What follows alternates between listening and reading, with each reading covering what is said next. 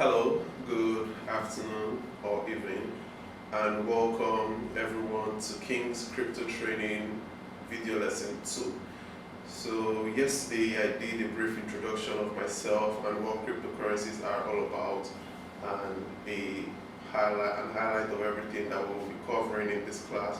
So today I'm actually going to get into lesson 1, which is setting up your cryptocurrency wallet and getting ready to enter the cryptocurrency space. So basically what we need to get into the cryptocurrency world is actually a cryptocurrency wallet. A cryptocurrency wallet is a series. I don't know if to call it a series. Let's just say it's something that allows you to store, send, or receive cryptocurrencies of your choice. For this class, we're going to be taking a look at Trustworld, and if Trustworld is unavailable to you, then you can use Atomic Wallet as a substitute.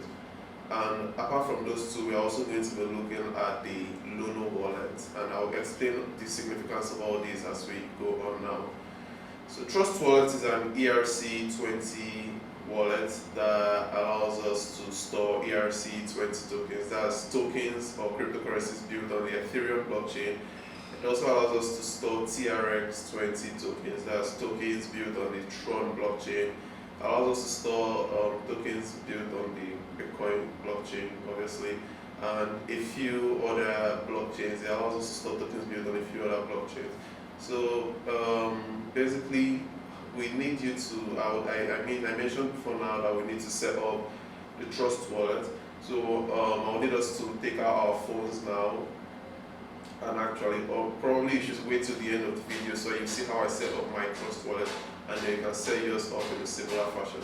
So basically, you take out your phone and then you open to the Trust wallet app, and then it asks, when you open it, it tells you a few things about Trust wallet. Then you have to agree to the terms and conditions as well while setting up the app. And finally, it will show you a 12 words phrase, like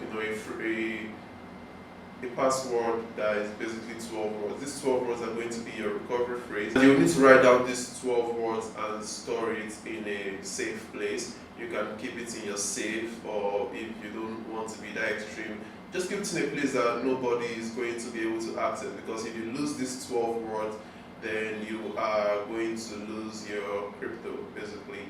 Your crypto, we have a popular saying in the cryptocurrency space, not your keys, not your coins. So if you don't have your keys, then your coins don't belong to you, and that's going to be your keys.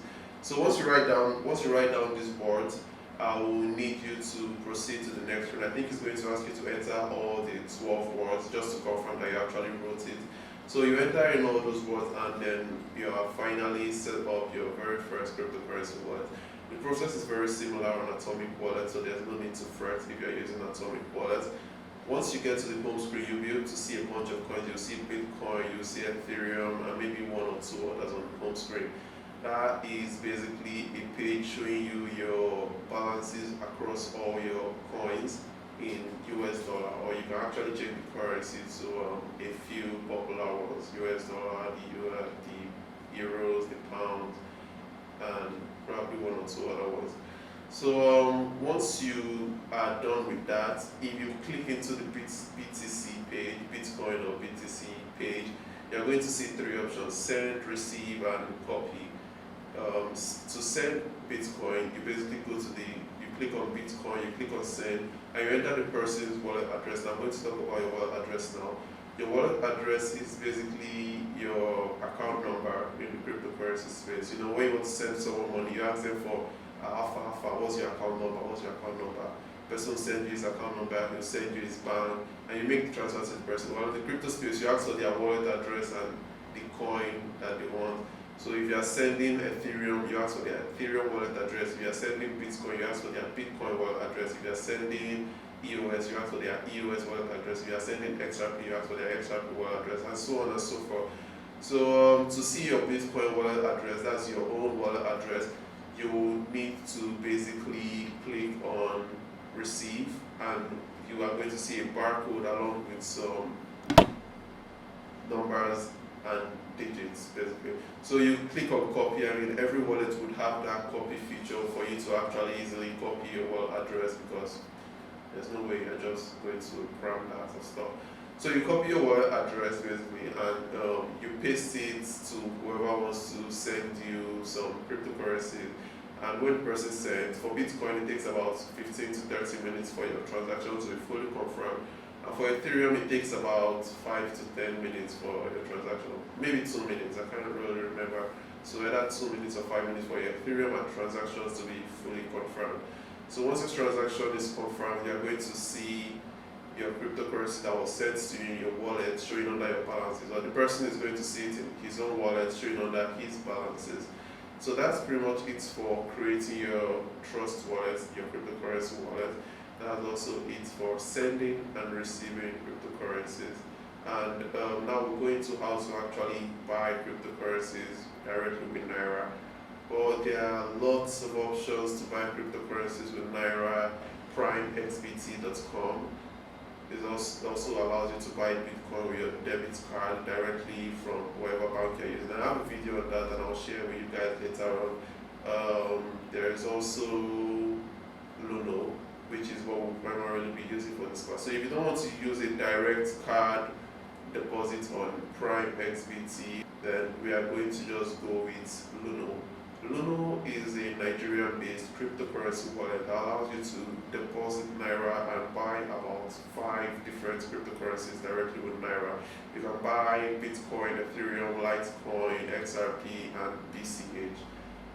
Like I said earlier, I have a video of that and I'm going to definitely share that with you all. To buy Bitcoin on Luno, basically you need to register your Luno account. And you need to complete stage 1 verification, which is basically entering your full name, your date of birth, and providing your BVN. And Luno is a properly registered company in Nigeria, so it's very safe to provide your BVN to Luno.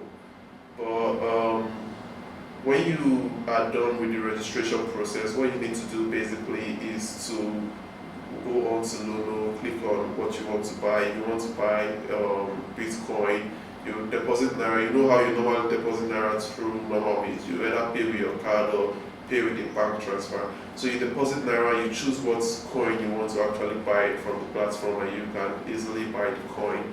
And once you buy the coin, if you plan to hold Bitcoin for a very long term, I would not suggest storing your cryptocurrencies on Luno. It's never safe to store your cryptocurrencies in a centralized exchange or centralized wallet. So I advise you to move your funds to Trustworld, because there you know that you are 100% in charge of the coins that you move there, and there is nobody that's going to go and steal them from you if they don't know your private keys. And your private key is your 12-word recovery phrase that you've written down earlier. So that's basically it for buying Bitcoin or other cryptocurrencies directly with Naira. Then to sell Bitcoin, it's the same process. Let's say you want to sell some Bitcoin you have in your Trust wallet, for instance. You're going to send the Bitcoin from your Trust wallet to your Luno wallet. That is, you're going to go to the Trust wallet screen, you click on Bitcoin, you click on send. You go to Luno, you click on receive, and you copy your wallet address. I explained that earlier. You paste your wallet address into Trust wallet, and you just send as many Bitcoins as you want into Luno. From Luno, you click on Bitcoin, you click on sell. Luno has an instant buy/sell feature in it, so you can easily just sell Bitcoin in one click without any technical experiences or technicalities involved. So you click on sell Bitcoin, and boom, your Bitcoin is sold for Naira. And when you have Naira, you know what to do. You just click on Naira, you click on withdraw, you enter your bank details, and within 15 minutes you will get your funds directly into your bank account. So it's very fast, very convenient, and very easy. So before this video ends, I want to talk briefly about 2 popular strategies with cryptocurrencies: holding a cryptocurrency and trading cryptocurrencies. Holding basically means not trading. You buy cryptocurrencies, you dump it in your Trust wallet for a long period of time. and you just hold it. The period that you want to hold totally depends on you. You can hold for 3 months, 6 months, 1 year. Totally depends on you. You can hold for 2 years, 3 years. I believe there are people that have been holding since Bitcoin was even created. So holding is a very popular strategy employed by many people. Holding is good in the long run. Like if you have very long-term plans with cryptocurrencies, then holding is the best strategy I have. Sometimes it's spelled as HODLING.